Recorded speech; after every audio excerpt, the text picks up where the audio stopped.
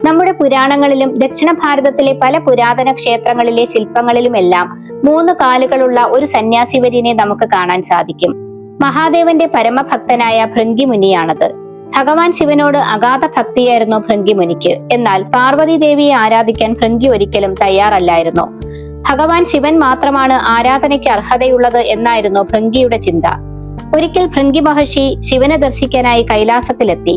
ഭഗവാന് പൂജകൾ സമർപ്പിച്ച ഭൃംഗി ശിവനെ പ്രദക്ഷിണം ചെയ്തു. അടുത്തിരുന്ന പാർവതി ദേവിയെ അവഗണിച്ചു.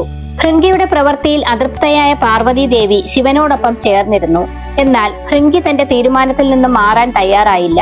ഭൃംഗി സ്വന്തം തപശക്തിയാൽ ഒരു വണ്ടായി മാറുകയും അടുത്തടുത്തായി ഇരിക്കുന്ന ശിവനും പാർവതിക്കുമിടയിൽ വളരെ ശ്രദ്ധാപൂർവം പറന്ന് ശിവനെ മാത്രം പ്രദക്ഷിണം ചെയ്യുകയും ചെയ്തു.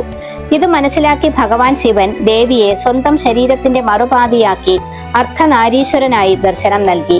അപ്പോഴും ഭൃംഗി ശിവനെ മാത്രമേ പ്രദക്ഷിണം ചെയ്യൂ എന്ന വാശിയിൽ ഉറച്ചു നിന്നു. അതിനായി ഇരുവരുടെയും ഇടയിൽ ദ്വാരമുണ്ടാക്കി പ്രദക്ഷിണം ചെയ്യാൻ ശ്രമിച്ചു. ഭൃംഗിക്ക് തന്റെ തെറ്റ് മനസ്സിലാക്കി കൊടുക്കണമെന്ന് തീരുമാനിച്ച പാർവതി ദേവി ഭൃംഗിയുടെ ശരീരത്തിൽ നിന്നും മാതാവിന്റെ ശക്തിയായ രക്തവും മാംസവും പുറത്തേക്കെടുത്തു. അതോടെ ശക്തിയില്ലാതായ ഭൃംഗി ഒരു അസ്ഥിപഞ്ജരമായി താഴെ വീണു. ചില പുരാതന ശാസ്ത്രപ്രകാരം എല്ലുകളും ഞരമ്പുകളും പിതാവിൽ നിന്നും മാംസവും രക്തവും മാതാവിൽ നിന്നും ലഭിക്കുന്നു എന്നാണ് പറയുന്നത്. അതിൻ പ്രകാരം മാതാവിന്റെ ശക്തി ഇല്ലാതായപ്പോൾ ഭൃംഗിക്ക് എഴുന്നേറ്റ് നിൽക്കാനായില്ല. ഭൃംഗിയുടെ ദയനീയത കണ്ട് അലിവ് തോന്നിയ മഹാദേവൻ എഴുന്നേറ്റ് നിൽക്കുന്നതിനായി ഭൃംഗിക്ക് 3ാമതൊരു കാൽ നൽകി. അതിനുശേഷം ഭഗവാൻ ശിവനും ശക്തിയും രണ്ടല്ല ഒന്നാണ് എന്ന പരമാർത്ഥം ഭൃംഗിക്ക് വിശദീകരിച്ചു കൊടുത്തു. അപ്പോഴാണ് ഭൃംഗിക്ക് സ്വന്തം തെറ്റ് മനസ്സിലായത്.